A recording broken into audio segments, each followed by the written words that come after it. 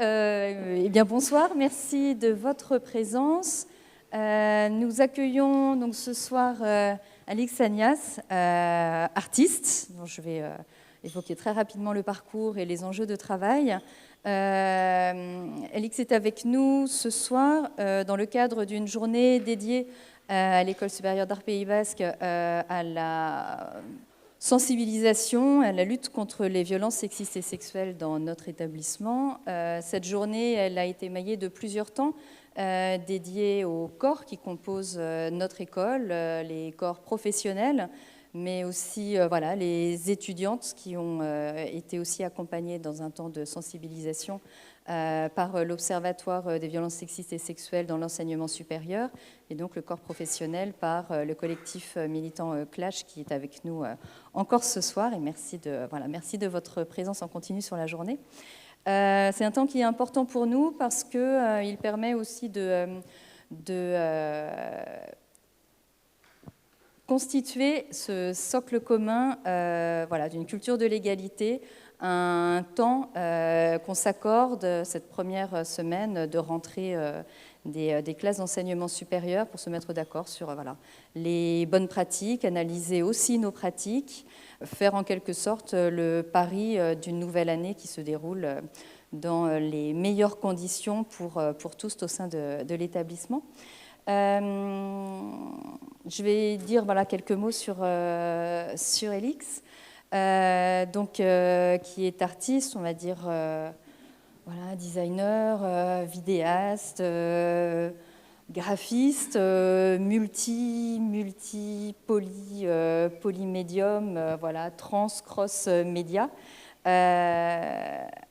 Alix, en fait, est venue comme une évidence dans la constitution de ce programme aujourd'hui, parce que depuis en fait 2 ans, on organise ces conférences soit voilà, d'inauguration de journée ou de clôture de journée autour des gestes militants, de ces gestes qui définissent des terrains de lutte, mais aussi des pratiques de lutte, depuis des perspectives de la création contemporaine. Et il nous semblait important cette année de nous poser la question de la langue, des mots, de l'écriture, puisque c'est une pratique qui est importante dans notre établissement, et puis c'est une pratique politique collective. Et Alix est membre fondatrice de la collective Bye Bye Binary, qui travaille depuis 2018 sur la création de typographies notamment qui débinarisent la langue, qui se pose dans une pratique post-binaire. Et ce qui nous intéressait particulièrement avec le travail d'Alix, c'est qu'il y a le travail sur, en effet, la typographie, l'écriture, la langue, l'oralité, la façon dont le langage devient un flux de lutte, un flux militant, un flux actif. Donc voilà, c'est ce que tu vas nous évoquer ce soir, et on gardera un petit temps pour les prises de parole du public. Merci.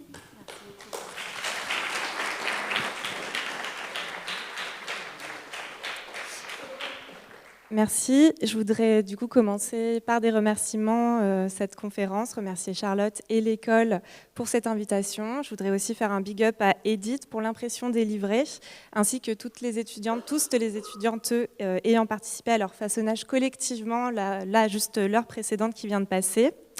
Afin que chacune des personnes présentes dans cette salle et dans l'école puisse avoir un livret VSS en école d'art, comment agir. Donc voilà.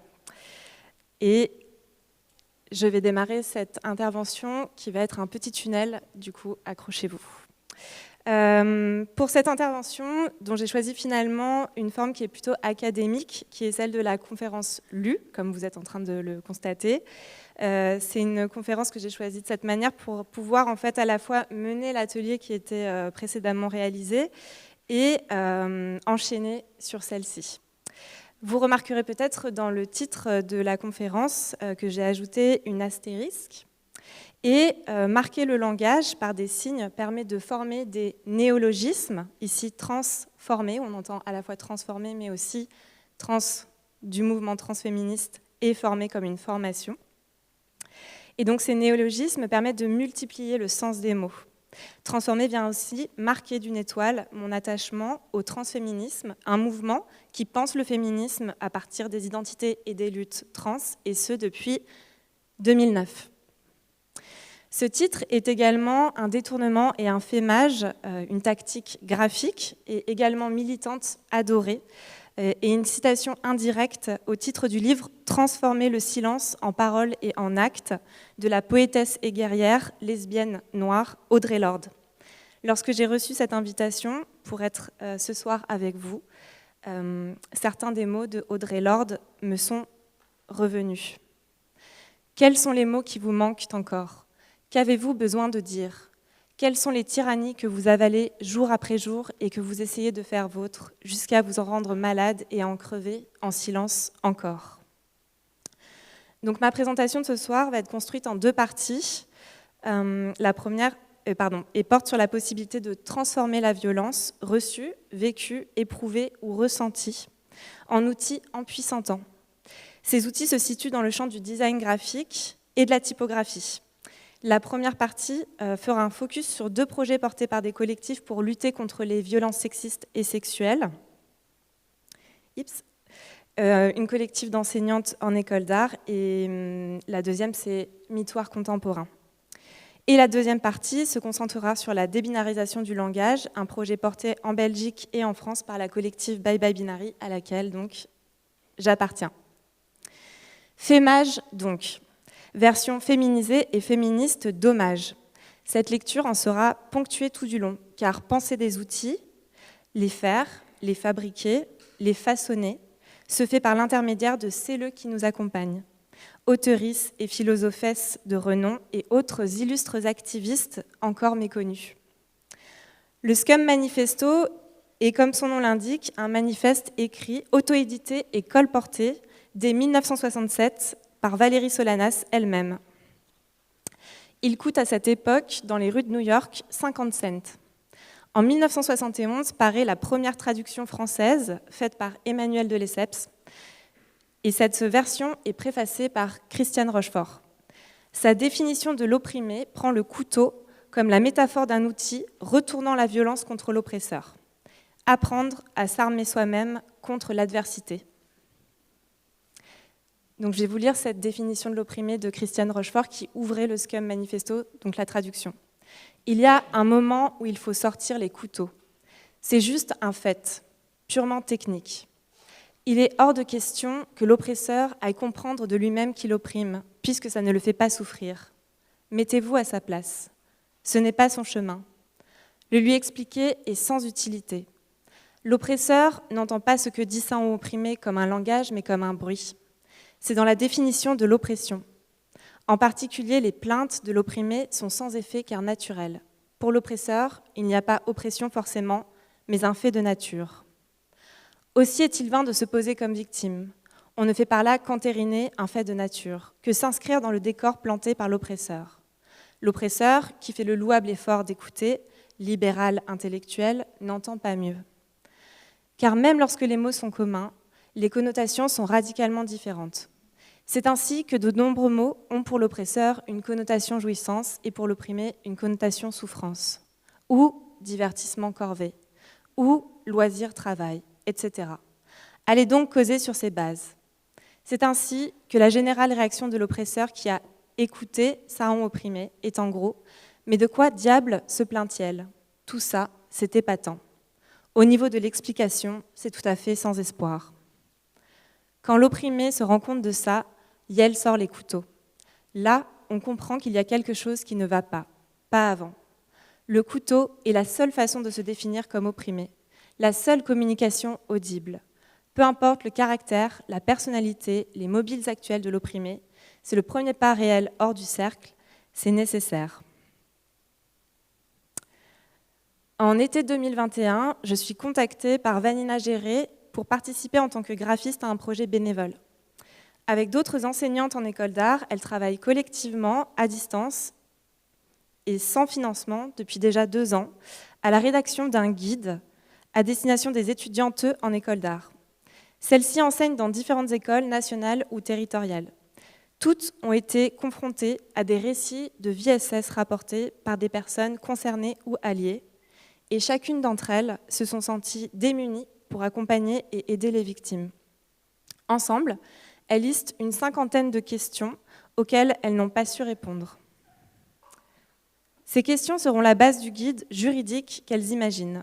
Elles décident donc de former un groupe informel et anonyme, la collective d'enseignantes en école d'art, pour travailler à un document capable d'accompagner les étudiantes et les enseignantes et de responsabiliser les écoles où des cas de VSS sont signalés. Été 2022, un an est passé depuis l'appel de Vanina, qui me recontacte pour me dire que ça y est, le temps de l'écriture est achevé, la mise en page va pouvoir commencer. C'est ce que j'appelle le temps spaghetti ou le temps militant. Un temps qui s'étire et qui semble parfois s'étioler, car il repose sur le travail gratuit et la force de ses membres. Il demande de la persévérance, de la patience et de la confiance. Dans le domaine de l'édition, je me situe plus précisément dans celui de la micro-édition, mêlant fanzine, impression laser, impression riso ou en perruque, queer merch et activisme. Lorsque je fabrique des objets éditoriaux, je pense à leur reproductibilité à bas coût, leur mise en circulation maximisée et leur esthétique girly et campy, politisée. L'objet impose ainsi des contraintes matérialistes, le format A5, l'encartage, le noir et blanc, l'usage de la typographie plutôt que de l'image, etc., qui deviennent autant de terrains d'expérimentation qu'une signature graphique. Pour ce guide, je choisis de faire une proposition graphique qui soit à la fois une référence à des formes militantes queer, mêlée à un aspect plus littéraire, travaillant plus spécifiquement à un confort de lecture, rendant le texte le plus accessible possible et compréhensible. Je fais entrer en collision la charte graphique de Queer Nation, datant de 1991, avec une fonte dont le dessin se concentre sur la lisibilité, l'Adelphes dessinée par Eugénie Bidot de la collective Bye Bye Binary. Dans le set de glyphes de l'Adelphes, on trouve une manicule. Il s'agit d'une marque typographique représentant une main dont l'index est tendu en signe de pointage. Elle sert normalement à attirer l'attention des lectrices sur un texte important. La manicule dessinée par Eugénie est particulièrement graphique, avec ses petits ongles carrés et ce poignet en feston comme une explosion. Mais surtout, j'aime le double sens qu'elle propose, en fonction de son orientation. J'aime que pointée vers le haut, elle représente ce geste d'écolière qui demande à prendre la parole. C'est Ciel qui a une question à poser ou bien une réponse à donner. J'aime aussi, lorsqu'elle est pointée vers la gauche ou vers la droite, qu'elle reprenne littéralement l'expression « montrer du doigt ». Montrer du doigt consiste à désigner quelque chose ou quelqu'une. Et c'est aussi considéré comme un geste malpoli, avec cette fameuse brimade « on ne montre pas du doigt ». Ici, dans le cadre de VSS, tous ces gestes, prendre la parole, désigner, montrer du doigt, sont autorisés et valorisés. En dehors de la couverture, les manicules ont été placées chaque fois à deux endroits précis. Pointées sur le côté, elles se réfèrent à des questions dans le guide. Pointées vers le haut et plus grosses, elles accompagnent les encadrés « Attention ». Les choix graphiques et typographiques permettent ainsi de hiérarchiser l'information pour les lectrices et de les accompagner dans l'appréhension du texte. Cela permet de fabriquer un objet ultra léger car composé uniquement de vecteurs, sans aucune déperdition lors de la mise en page, comme sur archive.org, où le guide se trouve sous 3 formats différents, pour consultation ou pour impression du livret. Les manicules sont donc le seul signe iconographique mais vectoriel du guide. Afin de les singulariser, mais aussi de les rendre inclusives, 2 teintes de gris ont été ajoutées pour représenter les personnes racisées. Utiliser uniquement du noir et blanc en édition est une baisse des coûts considérable. C'est aussi une référence aux origines punk et photocopiées, en 2 mots, photocopier, des fanzines, mais c'est aussi une manière de pouvoir reproduire en risographie des objets. La risographie, dite riso, est un procédé d'impression à la lisière de la sérigraphie et de la photocopieuse.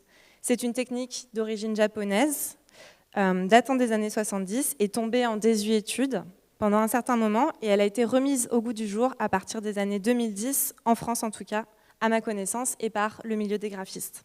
Elle permet d'imprimer en ton direct comme en sérigraphie, avec des encres spéciales. Et elle a la rapidité démentielle et la contrainte du format A3, comme sur une laser. Pour le duplicopieur ISO, le fichier reçu doit être en noir et blanc pour fabriquer le master. C'est le nom technique du pochoir en fait, dans une risographie. Il y a donc un double intérêt à préparer des fichiers prêts à être imprimés pour des duplicopieurs, laser ou riso. Penser des objets éditoriaux, c'est donc les penser avant toute chose dans leur matérialité, c'est-à-dire de les définir en amont par des outils de leur production qui ont un coût. J'ai proposé donc à Vanina, lorsqu'on a fabriqué cet objet, puisque je vous rappelle que c'est un projet où il n'y avait pas d'argent, d'être référente dans la recherche de ces moyens de production et d'existence. Pour la première version du guide, nous avons sollicité notre réseau commun et féministe, une des personnes de la collective qui travaille dans le milieu des galeries parisiennes d'art contemporain, a contacté la curatrice Madeleine Planex-Rocker de Lafayette Anticipation, puisque la Fondation possède un atelier d'édition et une RISO. Et grâce à l'intervention de Madeleine, nous avons donc pu produire gracieusement, 100 premiers exemplaires, une édition spéciale numérotée dans leurs ateliers. C'est ce que donc, on peut appeler, et vous m'avez entendu le dire tout à l'heure, travailler en perruque. Un travail que j'ai énormément mis à profit durant mes 7 années d'enseignement passées. Le travail en perruque, ou faire la perruque, est le fait pour une personne employée d'utiliser son temps de travail ou les outils du lieu de travail pour effectuer des travaux qui ne correspondent pas à ceux pour lesquels elle est payée. Ce travail peut être réalisé au détriment du patronat ou avec son accord. Et c'est en tout cas un détournement, utiliser sa propre force de travail et les outils de production au service d'une réalisation personnelle. Donc, depuis cette première édition en risographie, j'ai pu réimprimer le guide dans 4 lieux différents et sur leurs machines, au FRAC des Pays de la Loire à Carquefou, la station Gare des Mines à Paris, le campus Condorcet à Aubervilliers, les laboratoires d'Aubervilliers à Aubervilliers. Et chaque fois, il s'agit de plusieurs heures d'impression en fonction du nombre d'exemplaires imprimés, de 100 à 300 exemplaires parfois, puis plusieurs heures de façonnage, assemblage, agrafage, pliage. On a vécu tout à l'heure 1 heure de travail collectif avec, je n'ai pas compté, mais il y avait quand même, je pense, plus d'une quinzaine de personnes qui travaillaient, afin de pouvoir trouver des moyens de produire sans argent cette édition et de la distribuer gratuitement. Car la licence de ce guide, les objets, en fait, on peut leur attribuer des licences, et je reviendrai dessus aussi peut-être avec la collective Bye Bye Binary, c'est la CC-BY-NCND, pour le dire autrement, c'est-à-dire que chacune d'entre vous est autorisée à partager, à copier, à distribuer le matériel par tous les moyens, sans modification, en créditant toutes les autoristes du guide, et celui-ci ne peut être vendu. Donc, je voudrais encore une fois remercier la cellule de veille de l'école qui a été emballée par l'idée de produire pour cette présentation des exemplaires à destination de tous les étudiantes de l'école, du public, et l'atelier de reprographie.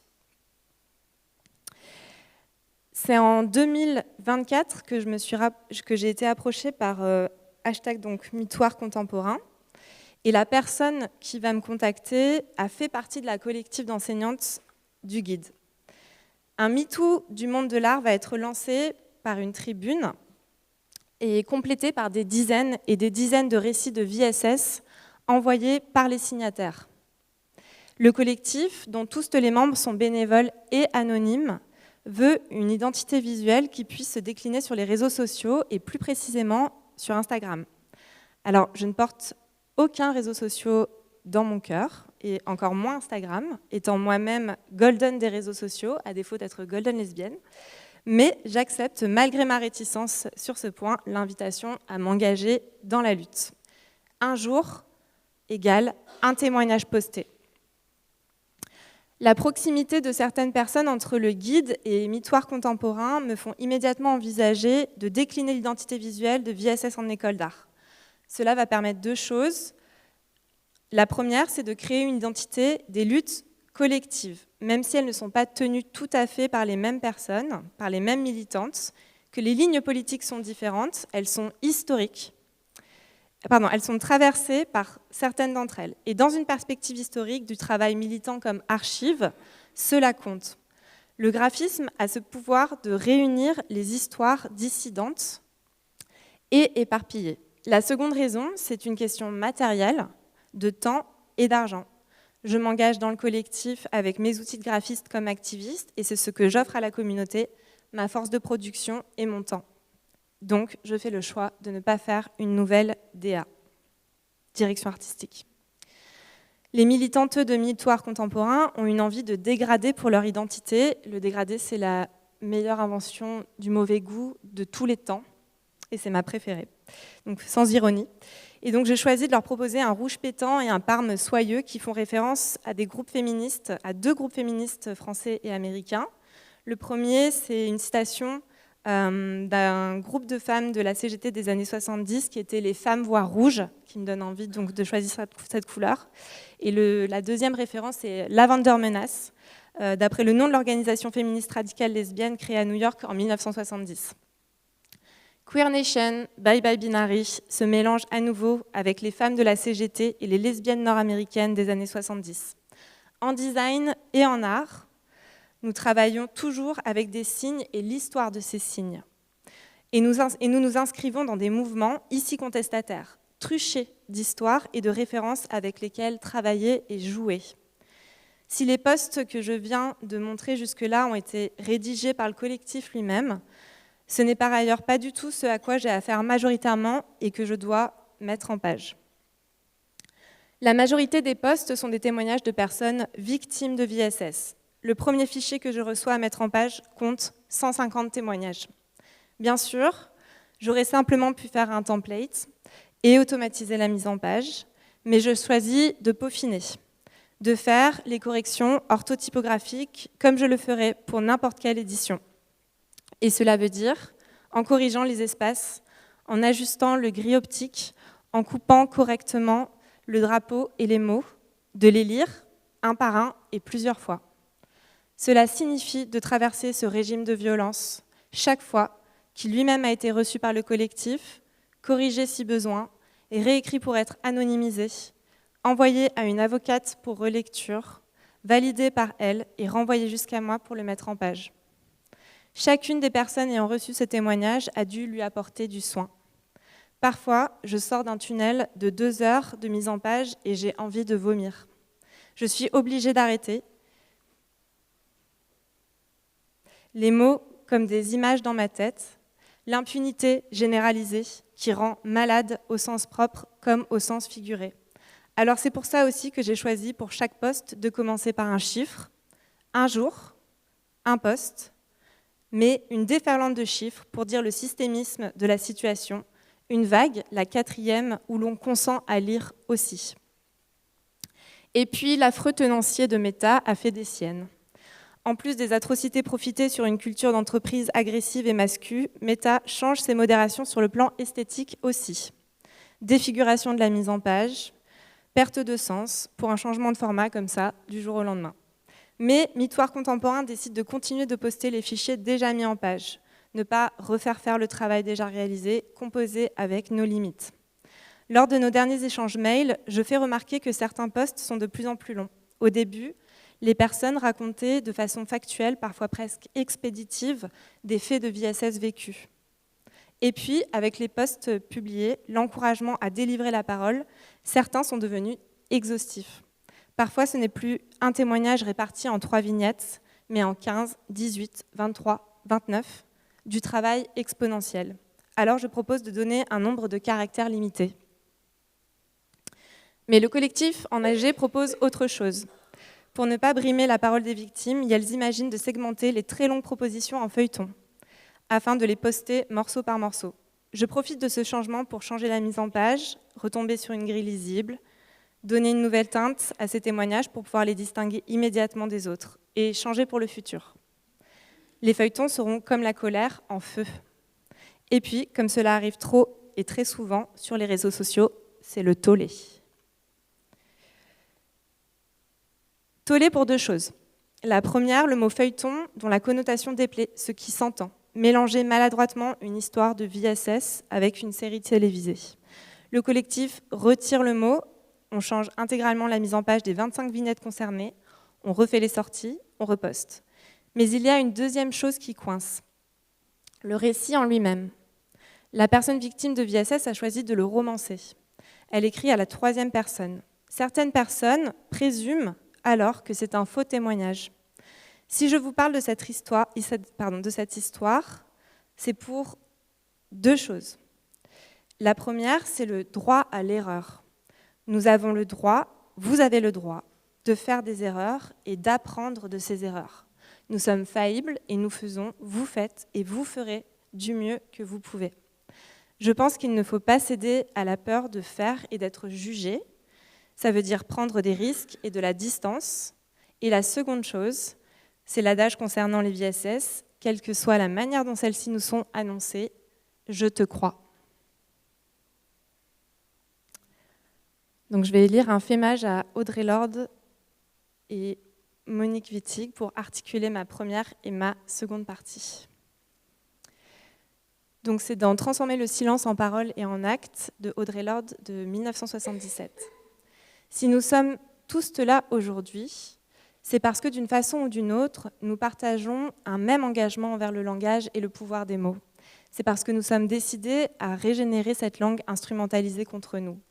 Pour transformer le silence en parole et en actes, il est fondamental que chacune de nous établisse et analyse sa place dans cette transformation et reconnaisse le rôle vital qu'elle joue.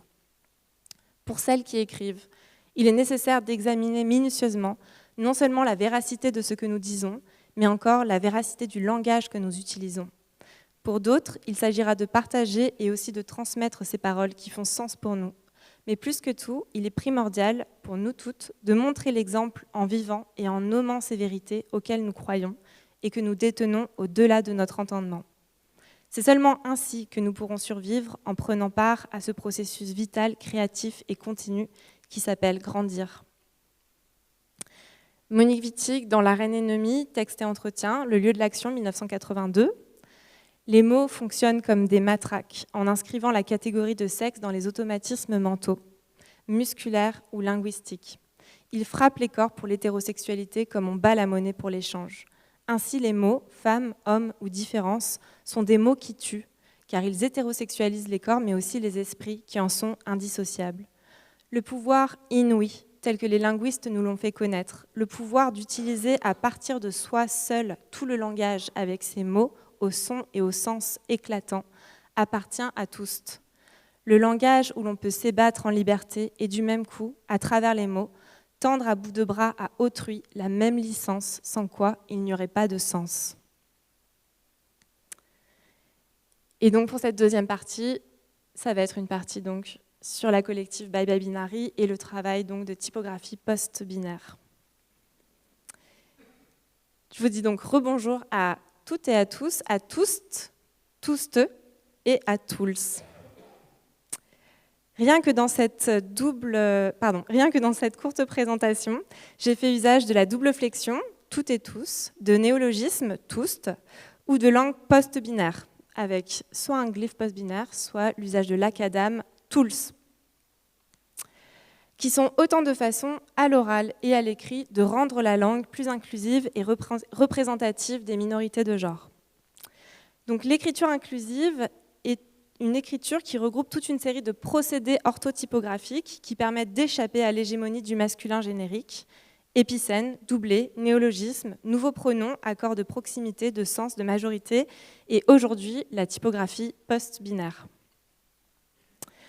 Donc j'utilise un ensemble de termes et d'acronymes qui sont issus principalement des luttes TPBG, Transpédé Biguine, et par post-binaire, nous parlons et partons des identités non-binaires, trans et queer. C'est-à-dire des personnes ne s'identifiant pas aux deux seuls genres reconnus, le féminin et le masculin.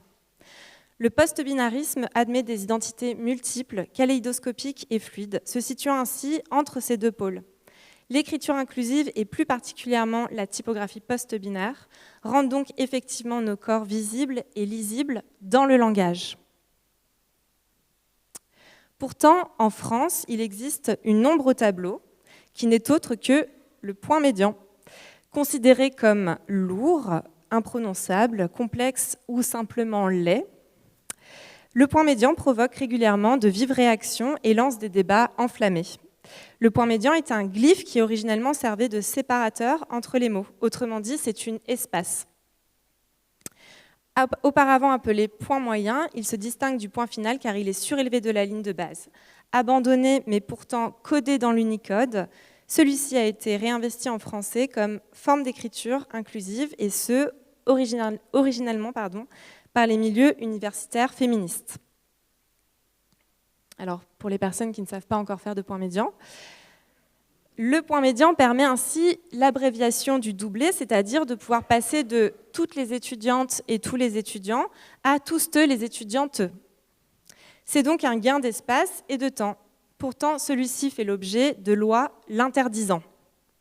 Le ministre de l'Éducation, Jean-Michel Blanquer, a officiellement proscrit l'utilisation du point médian via une circulaire en 2021, expliquant que sa complexité et son instabilité constituent des obstacles à l'acquisition de la langue comme de la lecture.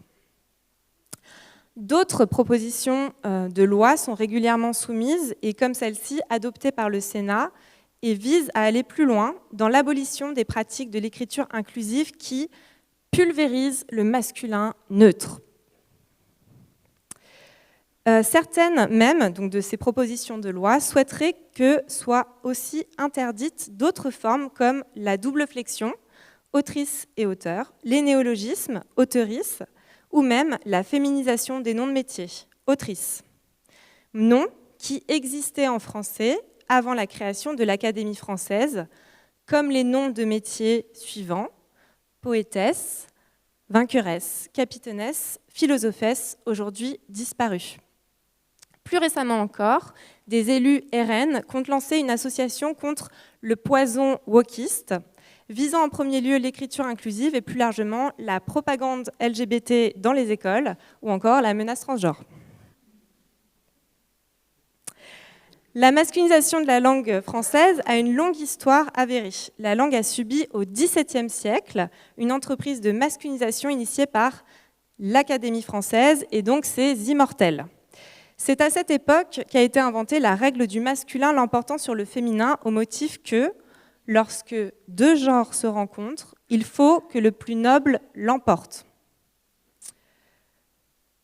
Et que le genre masculin est réputé plus noble que le féminin à cause de la supériorité du mâle sur la femelle.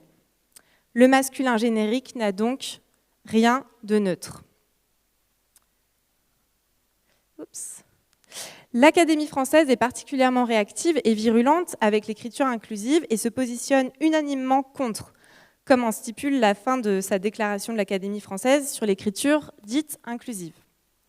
Prenant acte de la diffusion d'une écriture inclusive qui prétend s'imposer comme norme, l'Académie française élève à l'unanimité une solennelle mise en garde. La multiplication des marques orthographiques et syntaxiques qu'elle induit aboutit à une langue désunie, disparate dans son expression, créant une confusion qui confine à l'illisibilité. En cette occasion, c'est moins en gardienne de la norme qu'en garante de l'avenir qu'elle lance un cri d'alarme. Devant cette aberration inclusive, la langue française se trouve désormais en péril mortel, ce dont notre nation est dès aujourd'hui comptable devant les générations futures. Il est déjà difficile d'acquérir une langue, qu'en sera-t-il si l'usage y ajoute des formes secondaires et altérées ?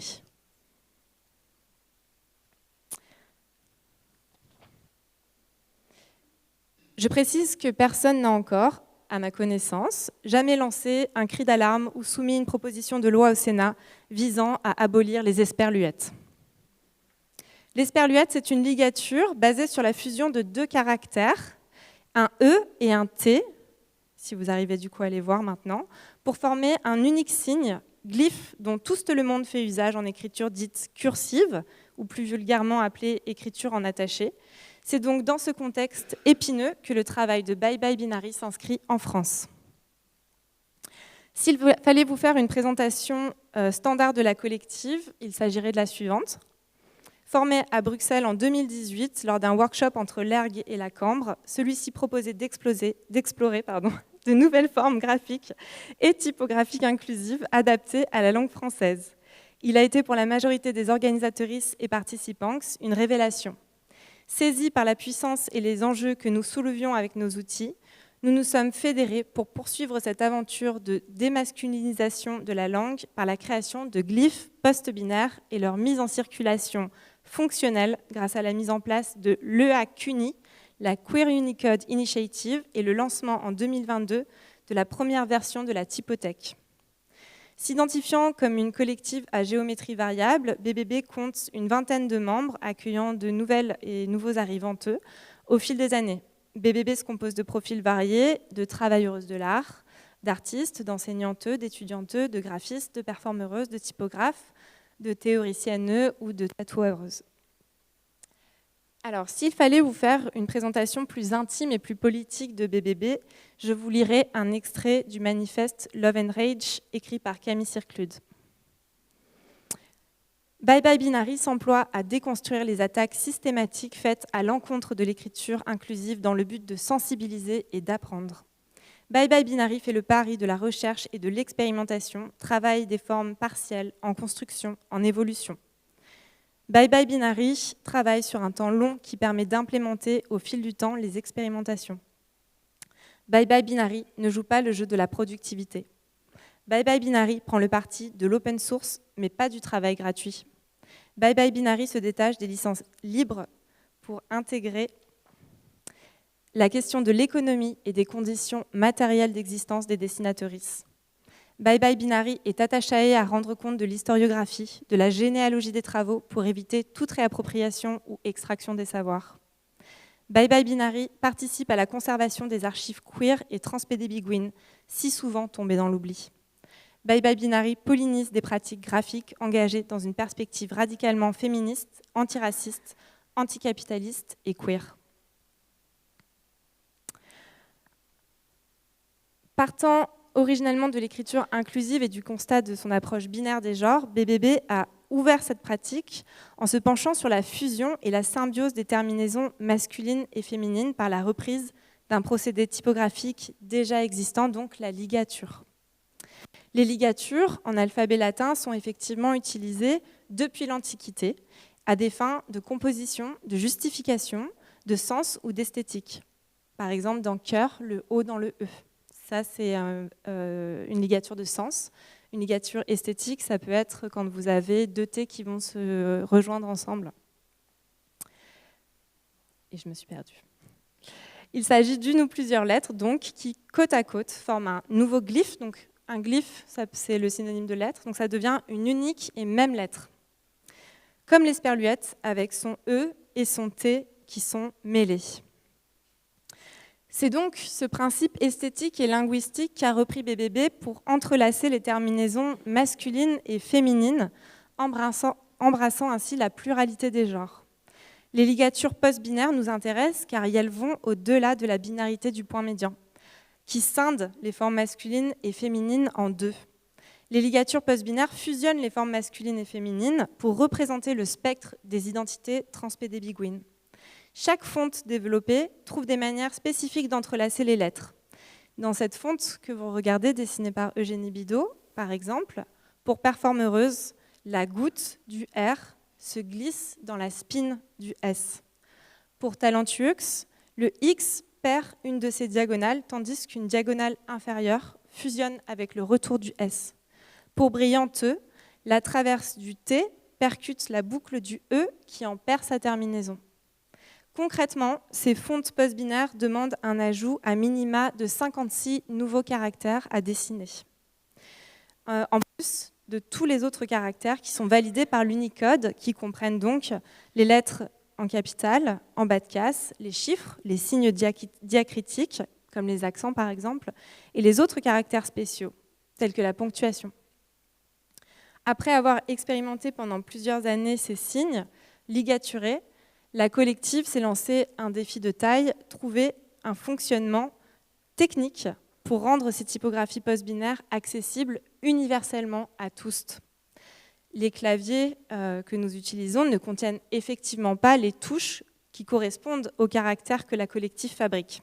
Il fallait donc imaginer un système d'encodage qui puisse permettre à toutes les personnes désireuses de tester, d'utiliser ou de créer ces signes à toutes les personnes désireuses de tester, d'utiliser ces signes et de pouvoir le faire.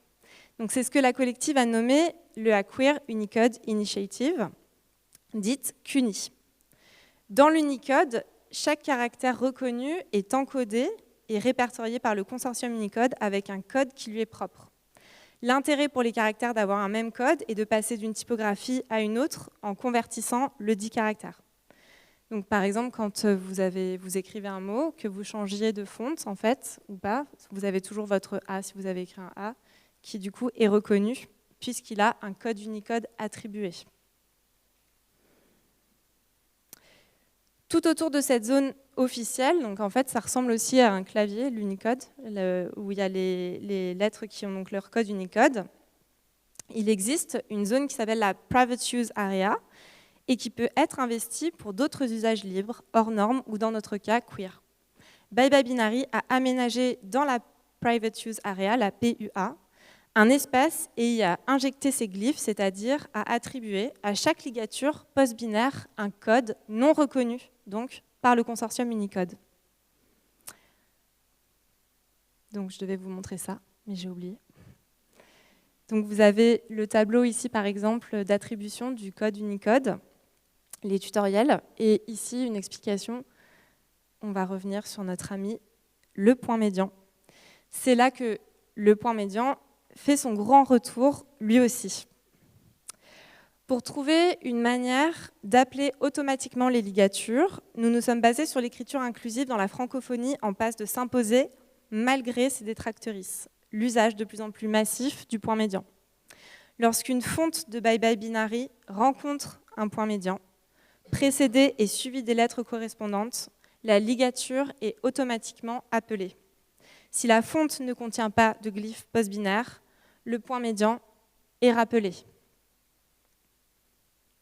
En plus de travailler à ces fontes, la collective produit également un vaste ensemble d'artefacts graphiques et plastiques qui prennent pour nombre d'entre eux la forme de drapeaux ou d'étendards. Ces fichiers imprimés sur tissu ignifugé accueillent les fontes de BBB ainsi que de nombreuses revendications et prises de position politiques et collectives. Nous nous intéressons dans leur fabrication à la mise à mal de la notion de RIS et plus précisément du génie masculin isolé en les travaillant comme nos voix de façon chorale. Ces objets, ces artefacts sont présentés sur les façades extérieures des bâtiments, dans les écoles, les universités, dans les rues et plus généralement dans le cadre d'expositions. Et c'est juste assez intéressant aussi, peut-être qu'au moment des questions, on pourra revenir dessus, mais du coup, BBB est belgeo-française. Et la question du travail est très différente entre ce qui est produit en Belgique, qui sont des fontes post-binaires pour, par exemple, les institutions culturelles. Le Théâtre Varia a demandé une fonte post-binaire à BBB, le TN également. Et en France, vu qu'il y a ce problème du point médian et de crispation autour de l'écriture inclusive, on est plutôt relégué à des expositions. En tout cas, c'est quelque chose dont on pourra discuter si vous le souhaitez. Donc, ils sont présentés dans le cadre d'expositions. Le dernier qui a été réalisé, enfin c'est l'avant-dernier en fait maintenant parce qu'on a un nouveau drapeau en cours de print. Donc Write in BBB a servi de décor du film documentaire que je réalise actuellement, qui va s'appeler Bye Bye Binary et la grammaire française. La séquence du film avec laquelle je souhaite terminer cette présentation s'appelle Je veux in Présidol. Je précise que l'un des autres reproches réguliers qu'on fait à l'écriture inclusive ou au post-binarisme, c'est que ce serait illisible, incompréhensible et surtout qu'on ne pourrait pas en fait parler cette langue. Donc cette séquence prouve le contraire. En 1991, la poétesse états-unienne et lesbienne Eileen Miles, et ça en chienne, décide de se lancer dans les élections à la présidentielle nord-américaine. Face à Bush père et Clinton, Yale est la première personne assignée femme à la naissance à se présenter. Ce geste est performatif et politique. Il permet à Miles d'accéder directement au pouvoir politique d'une manière qui lui était jusqu'alors impossible. Pour la soutenir dans cette démarche, la poétesse nord-américaine et lesbienne Zoé Leonard écrit le poème « I want a dyke for president ». Je veux une Gwyn pour présidente. Destiné à une publication féminisme, originellement, ce texte devait être publié dans dans un zine LGBT. La publication ne voit finalement pas le jour, comme beaucoup en fait, d'histoires d'édition dans les milieux militants. Et donc, décidé à le partager, Zoé Léonard va l'envoyer par fax à la communauté LGBTQIA+ de New York et ce texte va devenir viral. C'est-à-dire qu'aujourd'hui, ce qui est assez intéressant, c'est que moi je connaissais le texte de Zoé Léonard avec la collective BBB, on travaille depuis longtemps avec ce texte. Mais par contre, l'histoire d'Aileen Miles était restée en fait assez en retrait, alors qu'en fait c'est vraiment une histoire collective et commune. Donc, Je veux une présidole est une séquence du film documentaire que je réalise au cœur et autour de la collective Bye Bye Binary. Et je vais vous présenter donc un extrait de la réadaptation du texte de Zoé Léonard qui a été augmenté de nouvelles revendications par la collective et qui surtout a été traduit en acadam. Donc le texte de Léonard, on a choisi en fait de le débinariser absolument. Alors l'acadam, vous l'entendez peut-être, c'est en fait Académie française qui a été coupée de son suffixe. Donc c'est une petite private joke de la collective. Et c'est une langue sans marqueur de genre, pensée depuis 2018, donc depuis sa création par la collective BBB. Donc comme je ne voulais pas vous faire un autre tunnel avec un film d'une demi-heure, puisque là, c'est en fait le même texte qui est dit 9 fois par 9 personnes différentes de la collective sur les 23 qui forment BBB. J'ai choisi de réduire à 2 personnes. La personne qui ouvre le film, qui est Léna Salabert-Triby, et la personne qui, du coup, ferme le film, qui est Camille Circlut.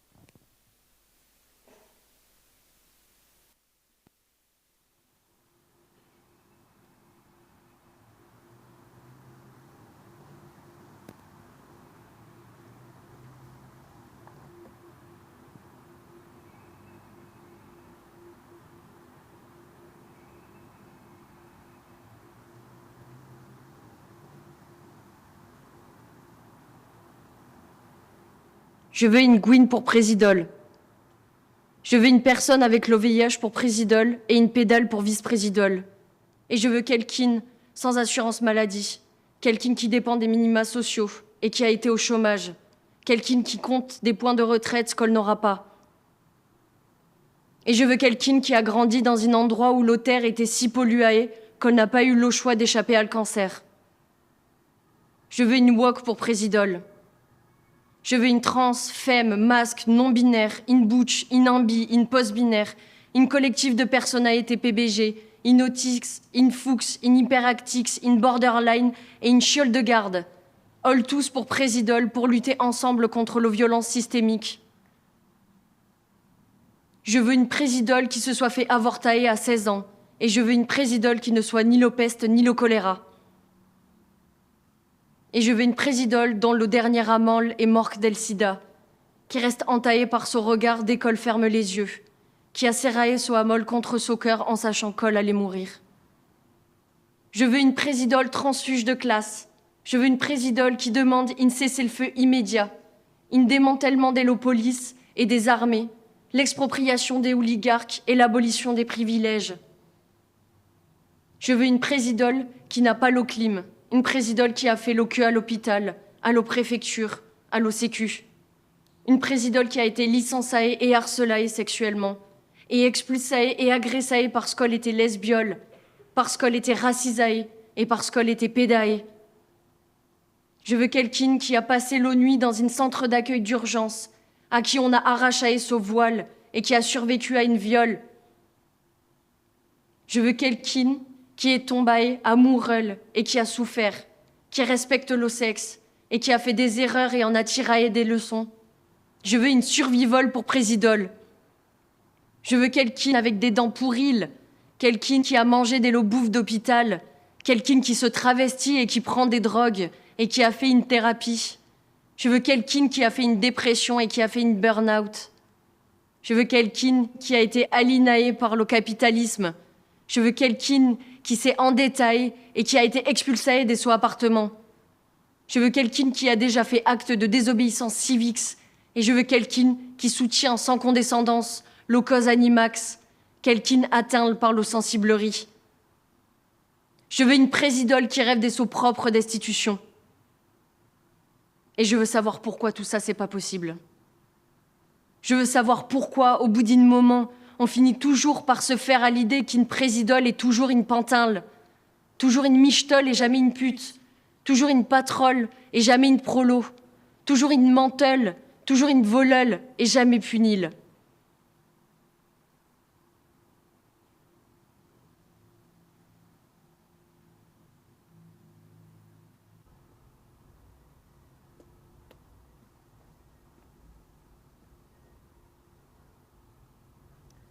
Je veux une Gwyn pour présidole. Je veux une personne avec le VIH pour présidole et une pédale pour vice-présidole. Et je veux quelqu'un sans assurance maladie. Quelqu'un qui dépend des minima sociaux et qui a été au chômage. Quelqu'un qui compte des points de retraite qu'elle n'aura pas. Et je veux quelqu'un qui a grandi dans un endroit où l'eau terre était si polluée qu'elle n'a pas eu le choix d'échapper à le cancer. Je veux une woke pour présidole. Je veux une trans, femme, masque, non-binaire, une butch, une MB, une post-binaire, une collective de personae TPBG, une autiste, une fuchs, une hyperactix, une borderline et une chiole de garde. All stools pour présidole, pour lutter ensemble contre la violence systémique. Je veux une présidole qui se soit fait avorter à 16 ans. Et je veux une présidole qui ne soit ni le peste, ni le choléra. Et je veux une présidole dont le dernier lament les morts del sida, qui reste entaillée par ce regard d'école ferme les yeux, qui a serré son amol contre son cœur en sachant qu'elle allait mourir. Et je veux une présidole transfuge de classe.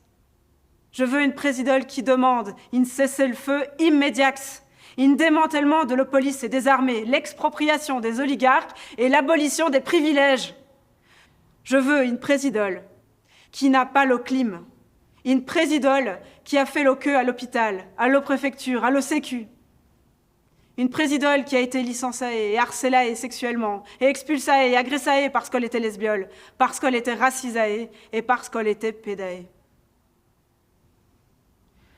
Je veux quelqu'un qui a passé la nuit dans un centre d'accueil d'urgence et à qui on a arraché son voile et qui a survécu à une viol. Je veux quelqu'un qui est tombé amoureux et qui a souffert, qui respecte le sexe, qui a fait des erreurs et en a tiré des leçons. Je veux une survivole pour présidole. Je veux quelqu'un avec des dents pourries, quelqu'un qui a mangé de la bouffe d'hôpital, quelqu'un qui se travestit.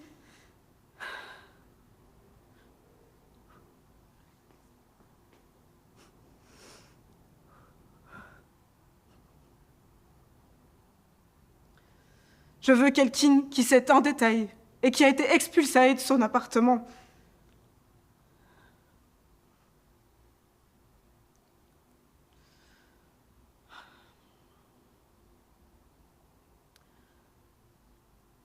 Je veux une présidole qui rêve de son propre destitution.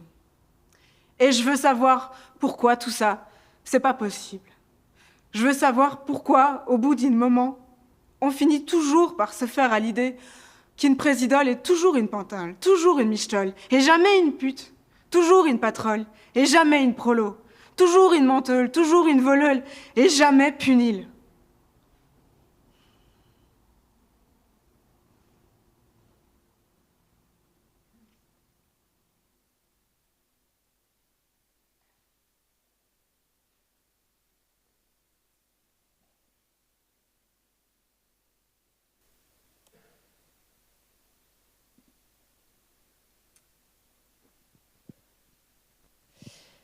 Alors, je vous remercie pour votre attention et votre écoute. Et je termine avec une citation de Larry Mitchell de 77, « Les pédales et leurs amis entre les révolutions.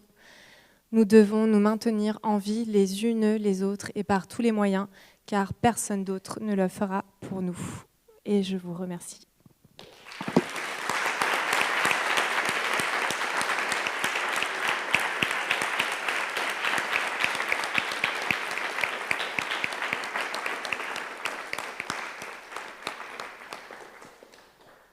Un film, ça se fait pas toute seule. Victor Szebo à l'image, Merveille des merveilles, et BFF, Alexia à la lumière, toutes les Bye Bye Binary, Flo Swat Benadi au maquillage, fait tout dans le désordre. Au son, Isia Walrich, au montage image, la merveilleuse Sarah Terna, enfin, je pourrais continuer comme ça, montage son, Rime de Barmounir, et les typographies aussi, je vous ai mis là les typographies in-use dans cette présentation, avec la Quarantype que vous pouvez télécharger sur Download, qui a été fait pendant le confinement, comme vous le voyez, par beaucoup de personnes qui s'ennuyaient, et la Ding Dong et la Delph sur la typothèque de Bye Bye Binary. Si vous avez des questions. Merci, Alix. Est-ce que vous avez des questions ou... Moi, je peux peut-être en poser une. D'abord, je pense que pour moi, juste, tu ouvres les perspectives d'un pays et d'une langue que j'aimerais habiter pleinement. Et excusez-moi, c'est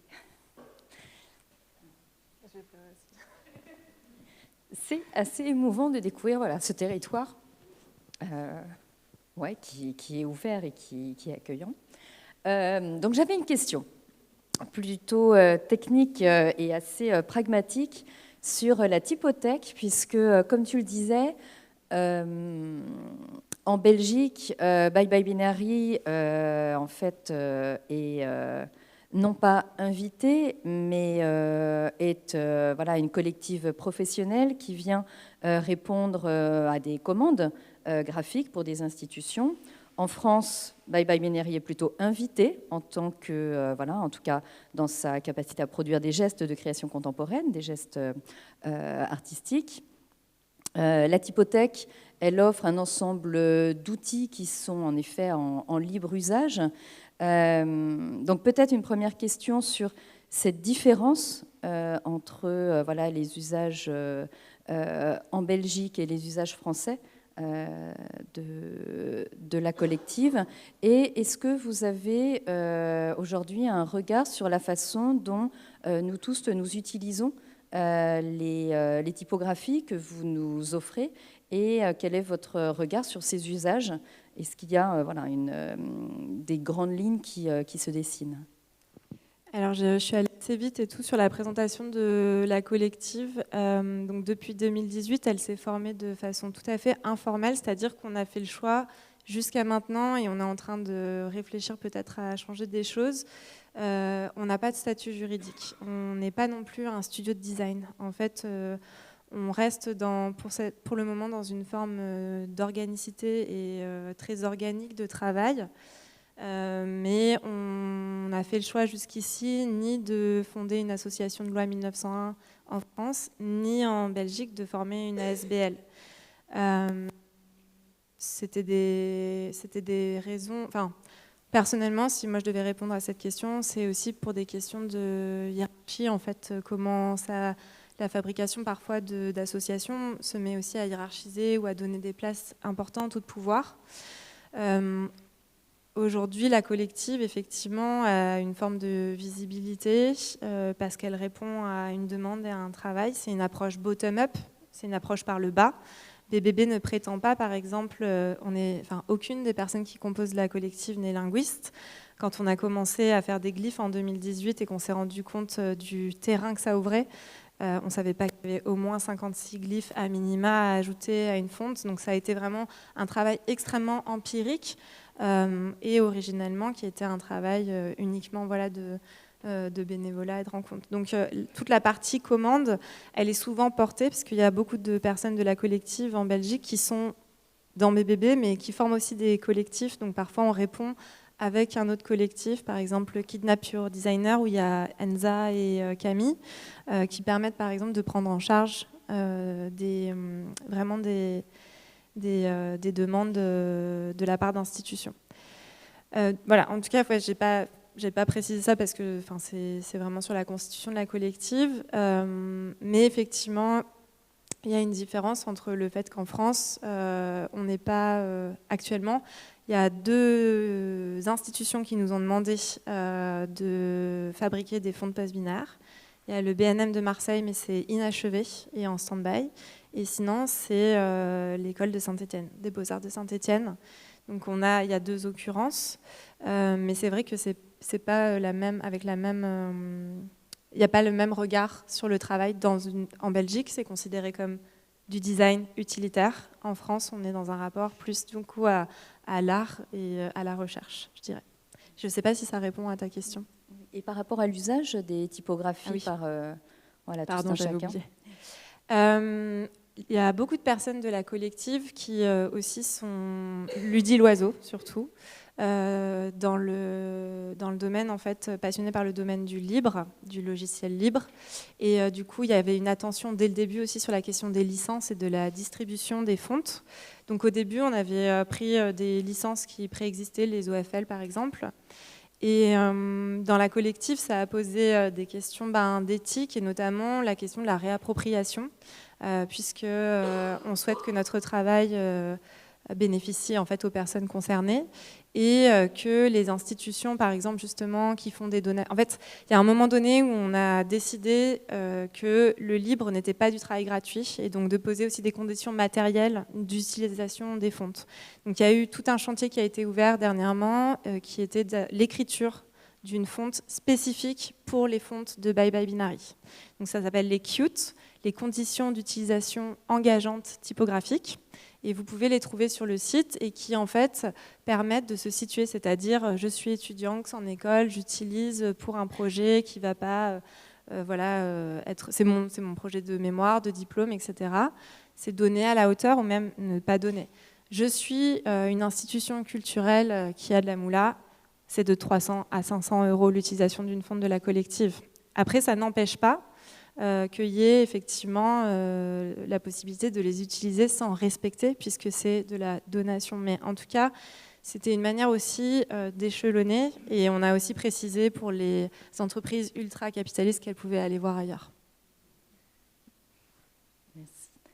Mais Genderfail, par exemple, qui est une fonderie américaine et qui propose des fontes dessinées à partir de pancartes de manifestation, a pareil des conditions en fait, d'utilisation qui n'engagent que les personnes qui téléchargent les fontes et qui les utilisent.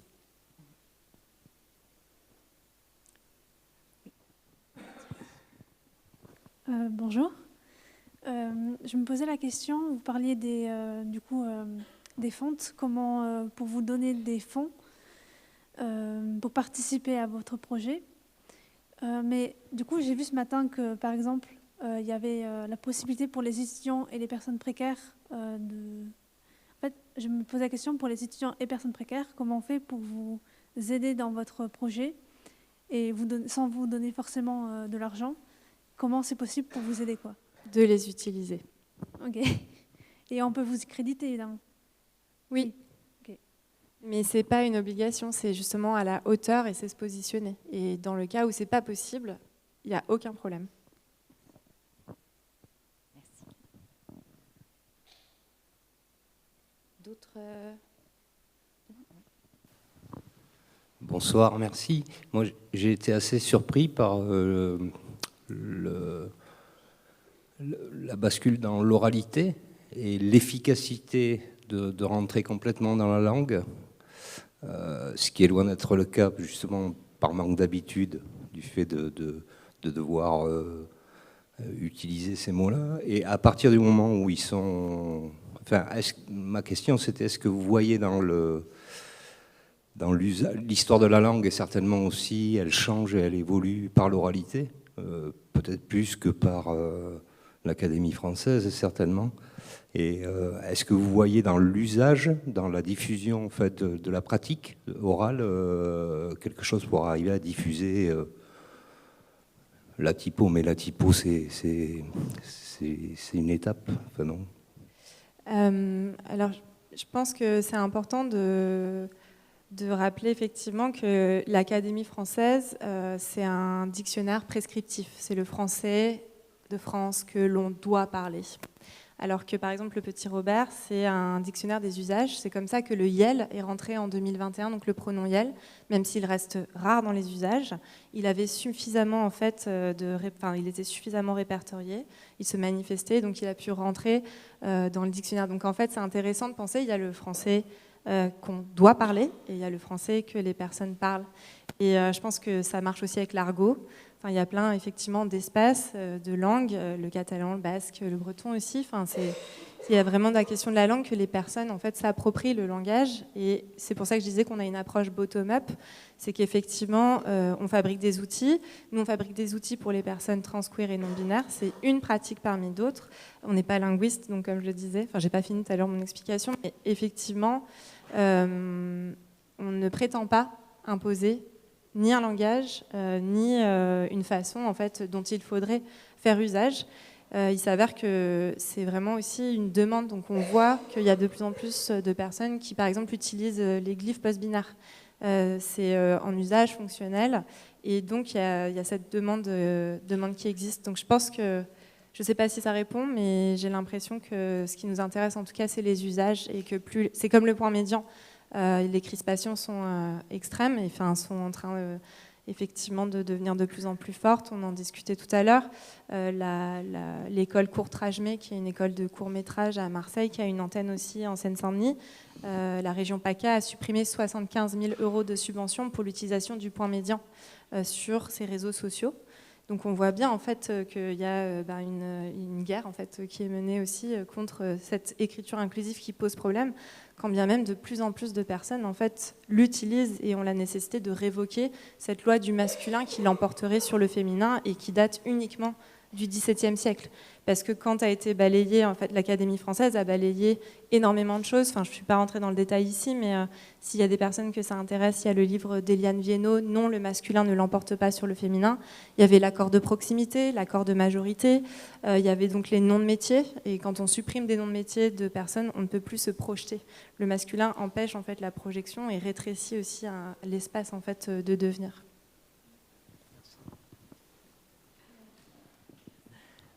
Ça marche. Moi, je voulais savoir si parallèlement, les enjeux de l'écriture manuscrite se posent et qu'est-ce que vous mettez en place pour le pratiquer ou le travailler.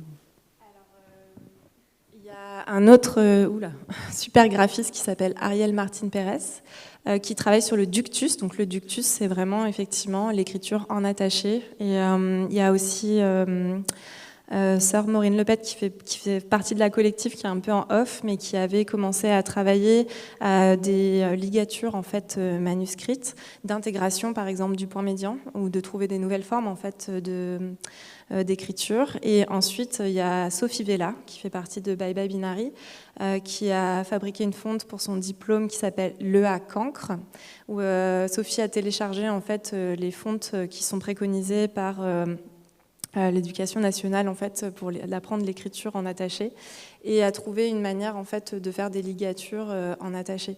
Après, moi ce que je peux donner aussi comme autre piste de réflexion, c'est je pense que toutes les manières de parler de façon inclusive sont bonnes à prendre. Par exemple, moi je parle beaucoup au féminin et parce que je trouve intéressant en fait ce que ça fabrique, ce que ça génère d'un coup aussi comme dissonance cognitive pour des personnes qui d'habitude n'en ont pas. Et d'utiliser par exemple aussi d'autres formes de post-binarisme, mais que ce soit le point médian, les E capitales, enfin toutes les techniques en fait sont bonnes à utiliser pour l'écriture manuscrite, même faire un petit point médian. Merci.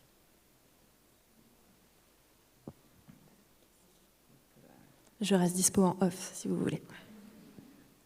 Merci beaucoup. Merci beaucoup.